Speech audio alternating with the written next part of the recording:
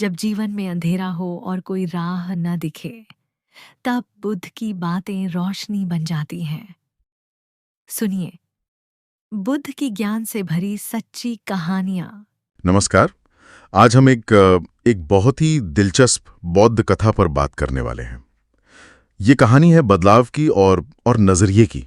हाँ बिल्कुल। और कहानी है एक एक कुख्यात अपराधी की। वो बुद्ध से मिलना चाहता है, मतलब बदलना चाहता है। हाँ, लेकिन उसे डर है।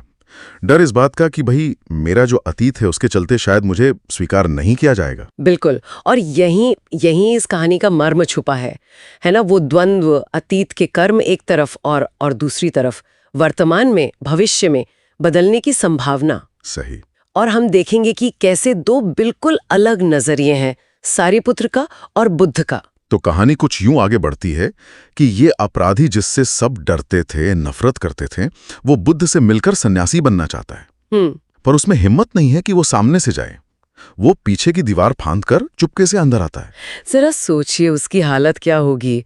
मतलब इतनी हताशा। और इत्तेफाक देखिए, उस वक्त बुद्ध वहां थे ही नहीं। वो भिक्षाटन के लिए बाहर गए हुए थे। हाँ। और ये सन्यासी लेने की इच्छा, ये भी कोई छोटी बात नहीं है। ये दिखाता है कि उसके अंदर बदलाव की कितनी गहरी तड़प थी। बिल्कुल।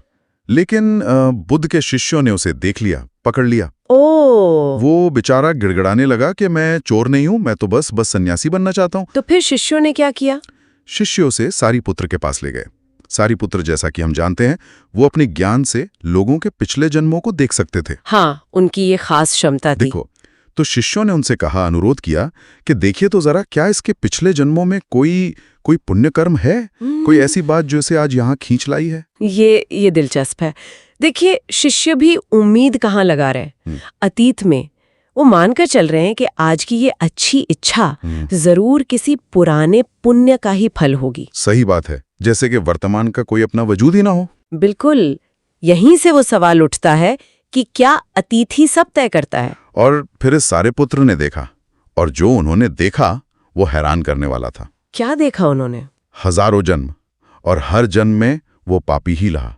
कोई अच्छा कर्म नहीं। हजारों जन्मों तक? बाप रे। हाँ, ये देखकर सारिपुत्र कांप गए। वो बोले, ये आदमी बहुत खतरनाक है। हजारों जन्मों से पापी, इसमें बदलाव असंभव है। असंभव मतलब बिल्कुल कोई गुंजाइश नहीं। हाँ, उन्होंने कहा बुद्ध भी इसका कुछ नहीं कर सकते, और फौरन हुक्म दिया कि इसे बाहर निकालो। तो यहाँ सारिपुत्र का नजरिया साफ दिख रहा है। वो पूरी तरह से अतीत के पैटर्न पर आधारित है। एक तरह से किस्मत वाली बात हो गई कि भाई जो हजारों जन्मों से होता आया है वो बदलेगा कैसे। हाँ, नियतिवादी सोच कह सकते हैं इसे। इतिहास ही भविष्य तय करेगा उनके हिसाब से। और हजारों जन्मों का वजन सोच कर ही लगता है कितना भारी होगा उस व्यक्ति के लिए भी और सारिपुत्र के निर्णय के लिए भी। बिल्कुल। अब सोचिए उस आदमी का क्या हुआ होगा। इनकार, पूरी तरह से रिजेक्शन। वो बिल्कुल टूट गया। जाहिर है। उसे लगा अब कोई उम्मीद नहीं बची। उसने मुख्य द्वार के पास एक पत्थर की दीवार से अपना सिर पटकना शुरू कर दिया, जान देने की कोशिश। ओह, इतनी निराशा। तभी बुद्ध भिक्षाटन से लौट रहे थे। उन्होंने उसे देखा, उसे रोका और अपने साथ अंदर ले गए। अरे वाह, बुद्ध ने उसे रोक लिया। हाँ, और सिर्फ रोका ही नहीं, कुछ ही दिनों में उसे दीक्षा भी दे दी। वो बुद्ध का शिष्य बन गया। क्या?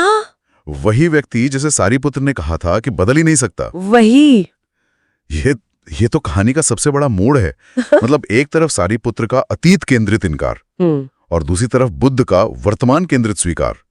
कितना बड़ा फर्क है दोनों में। और जाहिर है सब हैरान थे। सारिपुत्र तो सबसे ज्यादा उलझन में थे। हाँ, उनका सवाल तो बनता था। उन्होंने बुद्ध से पूछा, कहा, भगवान, ये व्यक्ति तो हजारों जन्मों से दुखी रहा है, पापी रहा है, ये भला कुछ ही दिनों में दीक्षा कैसे पा सकता है? और अगर ये कुछ ही दिनों में प्रबुद्ध हो सकता है तो फिर लोगों के पिछले जन्मों को देखने का मतलब ही क्या रहा? बिल्कुल वाजिब सवाल है। ये तो कर्म के पूरे सिद्धांत पर ही सवाल उठाता है ना? हाँ, कि अगर अतीत का कोई वजन ही नहीं तो फिर उसे जानने का क्या फायदा? सही कहा। ये सवाल असल में चुनौती देता है उस धारणा को कि आध्यात्मिक प्रगति अतीत के कर्मों से ही तय होती है। तो बुद्ध ने क्या जवाब दिया? बुद्ध का जवाब वो इस कहानी का सार है। हाँ, बताइए। बुद्ध ने कहा, सारिपुत्र, तुमने उसका अतीत देखा, तुमने उसका भविष्य नहीं देखा। ओहो। जिस क्षण जिस एक क्षण में व्यक्ति बदलने का तीव्र गहरा फैसला करता है वो बदल सकता है।